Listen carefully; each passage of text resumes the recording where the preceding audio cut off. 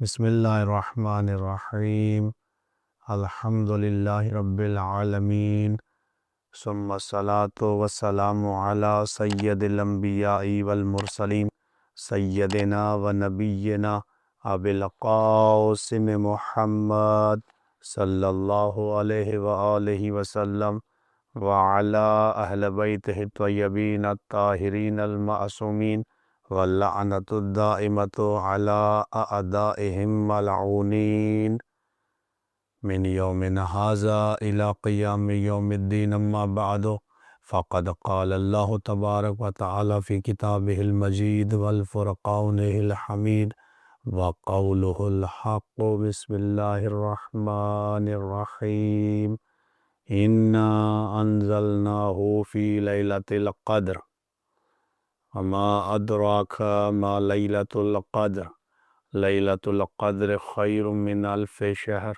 تنزل الملائکۃ والروح فیہا بإذن ربہم من کل امر سلام ہی حتی مطلع الفجر۔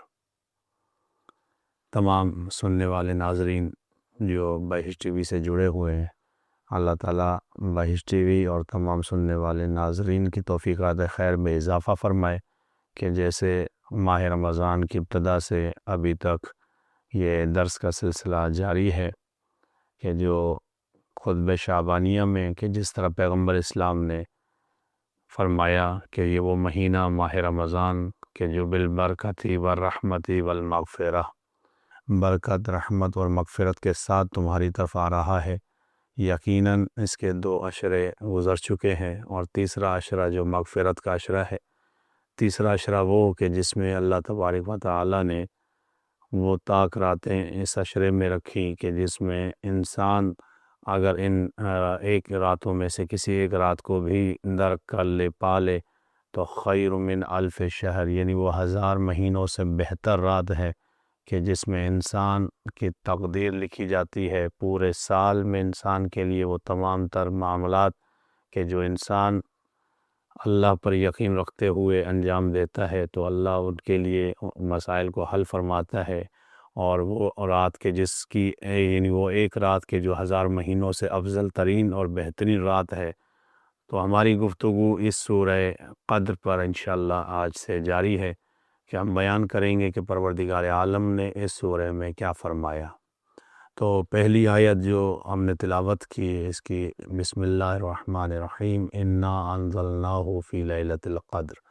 پروردگار عالم فرما رہا ہے کہ ہم نے نازل کیا اس قرآن کو لیلۃ القدر میں، یعنی شب قدر میں ہم نے اس قرآن کو نازل کیا۔ اب یہاں پہ بحث ہے، تمام مفسرین جتنے بھی قرآن کی تفسیر کرنے والے مفسر قرآن ہیں وہ کہتے ہیں کہ قرآن کس طرح نازل ہوا، کیونکہ اللہ نے فرما دیا کہ ہم نے اس قرآن کو نازل کیا۔ نزول آیا کتنے طریقوں سے ہے اور کیسے یہ نازل ہوا، تو مفسرین کی جو آراء کے مطابق قرآن مجید 2 مرتبہ نازل ہوا ہے، ایک مرتبہ مکمل طور پر شب قدر میں اور ایک مرتبہ رسول اللہ کی جو زندگی اعلان رسالت سے لے کر اس دنیا سے جانے تک 23 برس بنتی ہے۔ یعنی آپ اندازہ کیجئے کہ اس میں رسول اللہ نے جو مکہ میں زندگی بسر کی وہاں بھی قرآن نازل ہوا، جب ہجرت کر کے مدینہ گئے تو قرآن مجید نازل ہوا، تو وہ بھی نازل ہونا قرآن مجید کا یعنی دوسری مرتبہ، یعنی ایک مرتبہ وہ کہ جو شب قدر میں مکمل طور پہ نازل ہوا، اور ایک وہ جو بتدریج نازل ہوتا رہا، مختلف مواقع پر یہ قرآن مجید نازل ہوتا رہا۔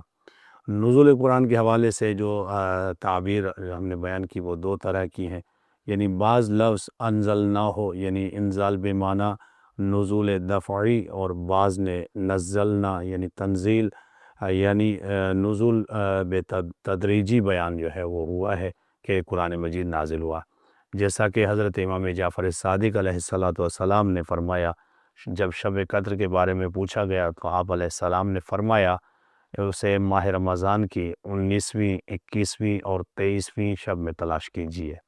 امام نے بتایا کہ شب قدر کی جو وہ راتیں ہیں وہ 3 ہیں، یا تو 19 میں ہے یا 21 میں ہے یا 23 میں ہے. یہ 3 راتیں ہیں کہ جس میں اللہ نے شب قدر کو رکھا ہے، اور یہ حدیث وسائل شیعہ کے اندر موجود ہے.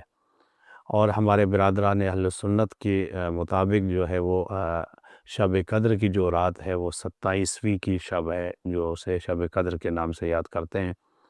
تو یہاں پہ پیغام بھی ہے کہ شب قدر جو ہے وہ شکر گزاری، یعنی اللہ کا شکر ادا کیا جائے، اور ساری رات اللہ کی ان نعمتوں کا جو اللہ نے انسان کے اوپر نازل کی ہیں ان کا شکر ادا کرے کہ پروردگار عالم نے ہمیں سب سے بڑی نعمت جو عطا کی ہے وہ خود پیغمبر اسلام حضرت محمد مصطفیٰ صلی اللہ علیہ وسلم کی ذات ہے، کہ اتنی عظیم نعمت اللہ نے ہمیں عطا فرمائی. اور پھر اس کے بعد نعمت قرآن مجید کو بھی کہا جا سکتا ہے کہ قرآن مجید بھی عظیم نعمت ہے جو اللہ نے ہمیں قرآن مجید عطا کیا. اور آئمہ معصومین علیہ السلام اولاد رسول اور آخری رسول امیر المومنین امام علی بن ابی طالب علیہ السلام بھی نعمت عظمیٰ ہے کہ جنہوں کو اللہ نے نازل فرمایا، کیونکہ اللہ قرآن میں یہی فرماتا ہے. سورہ حشر میں اللہ نے اس نعمت کے بارے میں فرمایا یعرفون نعمت اللہ ثم ینکرونها واکثرهم الکافرون. پروردگار فرماتا ہے کہ وہ نعمت کو پہچانتے ہیں اور پھر اس کا انکار کرتے ہیں، اور اکثر ان میں سے کافر ہیں. تو اب اندازہ کیجئے کہ یہ وہ کون ہے کہ جس کو پہچانتے بھی ہیں، معرفت بھی ہے، اس کے باوجود اس کا انکار کرتے ہیں اور اکثر وہ کافر ہیں. تو یہ وہ امیر المومنین کی ولایت اور امامت ہے کہ جسے رسول اللہ نے بارہا بیان کیا. غدیر خم کے میدان پر بھی امیر المومنین کی ولایت اور امامت کو رسول اللہ نے بیان کیا، اور یہ وہ امامت اور ولایت تھی کہ جس کے بارے میں پروردگار نے رسول اللہ سے خطاب کر کے فرمایا سورہ مائدہ کی آیت میں یا ایھا الرسول بلغ ما انزل الیک من ربک وان لم تفعل فما بلغت رسالتہ واللہ یعصمک من الناس ان اللہ لا یہدی القوم الکافرین. یعنی اس آیت کریمہ میں پروردگار نے اپنے رسول کو ان کے منصب کے ساتھ مخاطب ہو کر فرمایا اے رسول پہنچا دیجئے وہ پیغام جو تمہاری رب کی طرف سے تم پر نازل کیا گیا. اگر تم نے یہ پیغام نہ پہنچایا گویا تم نے رسالت کا ہی کام نہ کیا. تو پھر رسول اللہ نے وہ اعلان کیا اس نعمت عظمیٰ کا کہ جسے امیر المومنین کہا جاتا ہے، اور پھر اس نعمت کا تعارف اس انداز میں کرایا کہ غدیر خم کے میدان پر رسول اللہ نے اونٹ کے پالانوں کا ممبر بنوایا اور اس ممبر پر خود بھی سوار ہوئے، اور امیر المومنین کی شان میں فرمایا من کنت مولا فہذا علی مولا، جس کا میں مولا ہوں اس کے علی مولا ہے. تو سب کو یہ نعمت عظمیٰ امیر المومنین سب کو دکھانے کے بعد اقرار بھی کرایا، اور سب نے اس چیز کو تسلیم بھی کیا. اور پھر اسی لیے اللہ فرما رہا ہے یعرفون نعمت اللہ ثم ینکرونها واکثرهم الکافرون. وہ لوگ جو اللہ کی نعمت کو پہچانتے ہیں پھر اس کا انکار کرتے ہیں اور اکثر ان میں سے کافر ہیں. تو اسی نعمت کے بارے میں جب پوچھا گیا کہ وہ نعمت کیا تھی، جب ایک شخص امیر المومنین امام علی بن ابی طالب علیہ السلام کی بارگاہ میں آیا اور آ کر کہا یا امیر المومنین اللہ فرماتا ہے کہ ہم نے صراط مستقیم پر نعمتوں کو نازل کیا، اور پھر اللہ نے یہ بھی فرمایا کہ وہ انعام گروہ انبیاء پر ہوا. اور سورہ نساء کی آیت میں اللہ فرماتا ہے وَمَن یُطِعِ اللَّهَ وَالرَّسُولَ فَأُولَٰئِکَ مَعَ الَّذِینَ انعم اللہ علیہم من النبیین والصدیقین والشہداء والصالحین وحسن اولئک رفیقا. یعنی جو لوگ اللہ اور اس کے رسول کی اطاعت کرتے ہیں وہ اللہ اور اس کے رسول کے ساتھ ہوں گے. اور پھر فرمایا کہ انعم اللہ علیہم من النبیین، اللہ نے اپنی نعمتوں کو نازل کیا نبیوں کے اوپر، صدیقین کے اوپر، شہداء کے اوپر، صالحین کے اوپر. تو اس نے سوال کیا مولا یہ تو گروہ ہیں کہ جن کے اوپر اللہ نے نعمتوں کو نازل کیا، اور اللہ نے یہ بھی فرمایا سورہ حشر میں یعرفون نعمت اللہ ثم ینکرونہا واکثرهم الکافرون. اللہ کی نعمت کو پہچانتے بھی ہیں پھر اس کا انکار کرتے ہیں اور اکثر کافر ہیں. مولا بتائیے کہ وہ نعمت کیا ہے؟ امیر المومنین نے فرمایا کہ غدیر خم کے میدان پر جو اعلان ولایت ہوا تھا اس نعمت سے مراد ان النعمت التی انعم اللہ بہا وبی یکمل الایمان. مولا نے فرمایا وہ اللہ کی نعمت میں علی بن ابی طالب ہوں کہ جس کے ذریعے سے اللہ نے ایمان کو مکمل کیا. یعنی بندہ اس وقت تک مومن نہیں ہوتا کہ جب تک وہ علی کو اپنا مولا اور امام نہ مانے. رسول خدا یہی فرمانا چاہتے ہیں. رسول نے یہ نہیں فرمایا کہ علی تمہارے مولا، بلکہ فرمایا من کنت مولا فہذا علی مولا. بس جس کا میں مصطفیٰ مولا ہوں اس کے یہ علی مولا. یعنی جو مصطفیٰ کو مولا مانے اس پر ضروری ہے کہ وہ علی کو بھی مولا مانے۔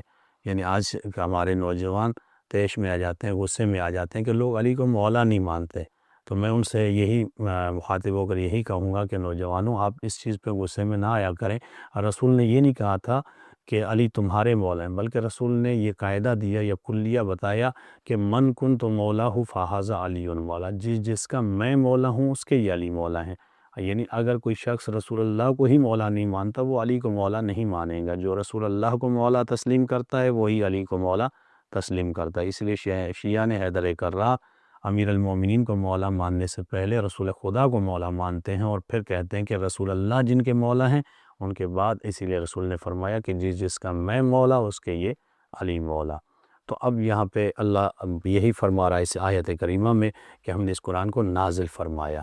تو اب یہ قرآن یعنی ایک تو یکبارگی میں نازل ہوا وہ شب قدر میں، اور ایک وہ کہ تدریجاً جو ہے نازل ہوتا رہا۔ جو واقعہ رونما ہوا اس میں اللہ نے قرآن کو نازل فرمایا۔ مثال کے طور پہ جنگ بدر میں گئے تو اللہ نے قرآن کی آیات کو نازل کیا۔ اگر یہ اہل البیت اگر چادر کسا میں جمع ہوئے تو اللہ نے ان کے فعل کو قرآن میں آیت بنایا، اور پھر اللہ نے یہ حکم دیا اور فرمایا انما یرید اللہ لیذھب عنکم الرجس اہل البیت ویطہرکم تطہیرا۔ تو پروردگار نے اس انداز میں قرآن کو نازل کیا۔ جب بھی کوئی واقعہ رونما ہوا 23 برس زندگی رسول اللہ کی، جس میں اعلان رسالت کے بعد تو رسول اللہ نے جو کام کیا اس وقت قرآن نازل ہوا۔ یہ ہوا تدریجاً، وقفہ وقفے میں قرآن یہ نازل ہوتا رہا۔ لیکن ایک وہ کہ جو یکبارگی میں اللہ نے قرآن کو نازل کیا، اسی طرح قرآن کے نازل ہونے کے دو طریقے ہوئے، ایک وہ کہ جو یکبارگی میں نازل ہوا، ایک وہ کہ جو تدریجاً نازل ہوا۔ پروردگار نے اسی آیت میں یہی فرمایا کہ ہم نے اس قرآن کو نازل کیا قدر میں۔ تو یہ لفظ قدر کیا ہے، جس میں چند معنوں کے لیے لفظ قدر استعمال ہوا ہے۔ لفظ قدر مقام اور منزلت کے لیے بھی استعمال ہوا ہے، کہ جس طرح پروردگار عالم نے فرمایا وما قدر اللہ حق قدرہ، خدا کو اس کے مقام اور منزلت کے مطابق نہیں پہچانا گیا۔ یعنی جو حق ہے اللہ کو پہچاننے کا وہ نہیں پہچانا گیا۔ اور تقدیر اور یعنی ابتدائی نوشت جو ہے اس میں بھی اللہ نے یہی فرمایا جئت علی قدری یا موسیٰ، اے موسیٰ تو تقدیر الہی کی بنا پر اس مقدس مقام پر آیا ہے۔ اور تنگی اور سختی کے لیے بھی لفظ قدر استعمال ہوا، جیسا کہ پروردگار عالم فرما رہا ہے وَمَنْ قُدِرَ عَلَيْهِ رِزْقُهُ، وہ کہ جس پر رزق اور روزی کی سخت اور تنگ ہو۔ یعنی مختلف معنوں میں جو ہے وہ لفظ قدر استعمال ہوا ہے۔ اور لیلۃ القدر کے بارے میں دو معنی استعمال ہوئی ہیں، کیونکہ شب قدر ایک بامنزلت رات ہے، اور شب قدر انسان کی ابتدا، یعنی پورے سال کے لیے جو اللہ تبارک و تعالی انسان کی تقدیر لکھتا ہے وہ اسی شب سے اس کی ابتدا ہوتی ہے، اور پورا سال انسان کی تقدیر یہیں سے لکھی جاتی ہے۔ شب قدر کو یعنی جو یہ 23 کی شب ہو یا 19 کی یا 21ویں جو روایت کے مطابق بیان ہوا ہے، اس شب میں دعا اور نماز کے ساتھ آہیا کرنے کی جو ہے رسول اللہ نے بہت زیادہ تاکید فرمائی ہے۔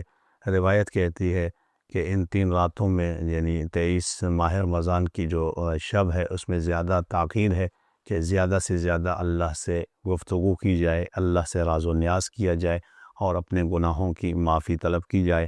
جیسا کہ ایک شخص پیغمبر اسلام حضرت محمد مصطفیٰ صلی اللہ علیہ وسلم کی بارگاہ میں آ کر سوال کرتا ہے کہ یا رسول اللہ میرا گھر مدینے سے دور ہے۔ یعنی اب اس وقت بھی یہ بات چھپی ہوئی تھی، پوشیدہ تھی، کہ معلوم نہیں ہے کہ شب قدر کی رات کون سی رات ہے۔ جیسے آج بھی مسلمانوں کے اندر اختلاف پایا جاتا ہے کہ ابھی بھی اس آخری عشرے میں وہ طاق رات کو تلاش کرتے ہیں کہ وہ کون سی شب ہے۔ تو وہ شخص رسول اللہ سے یہ کہتا ہے یا رسول اللہ میرا گھر مدینے سے دور ہے، مجھے نہیں معلوم کہ آخری عشرے میں کون سی وہ رات ہے کہ جس میں اللہ نے یہ فرمایا خیر من الف شہر، یہ وہ رات کے جو 1000 مہینوں سے بہتر ہے۔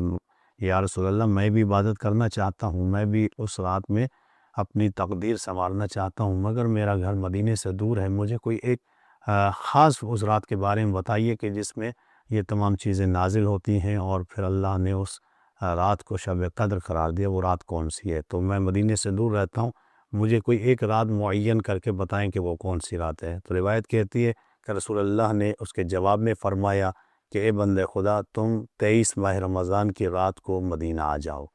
یعنی رسول اللہ نے فرمایا کہ اگر تم نے یہ سوال کیا ہے کہ کوئی ایک رات کو معین کیا جائے، تو اے بندے خدا، اے عبد خدا، تم 23 ماہ رمضان کی شب مدینہ آ جاؤ اور پھر تم اس میں اللہ کی عبادت کرو۔ یعنی اس روایت سے یہ معلوم ہوتا ہے کہ رسول اللہ کے نزدیک اور امام جعفر صادق علیہ السلام نے جو روایت بیان کی اس کے مطابق شب قدر کی جو رات ہے جس میں قرآن کا نزول ہے وہ 23 ماہ رمضان کی رات ہے، کہ جس میں اللہ تبارک و تعالیٰ نے قرآن کو بھی نازل فرمایا، اور جس رات میں ملائکہ کا بھی نزول ہوتا ہے، جس میں اور روح کا نزول ہوتا ہے۔ تو یہ وہ شب ہے کہ جس میں ہم سب کو اللہ تعالیٰ توفیق نصیب فرمائے کہ ہم اس رات میں زیادہ سے زیادہ عبادت کر سکیں اور اللہ تبارک و تعالیٰ کو راضی کر سکیں۔ اسی دعا کے ساتھ اللہ تعالیٰ تمام سننے والے ناظرین کو اور بہشت ٹی وی کو ان کی توفیقات خیر میں اللہ تعالیٰ اضافہ فرمائے، آمین یا رب العالمین۔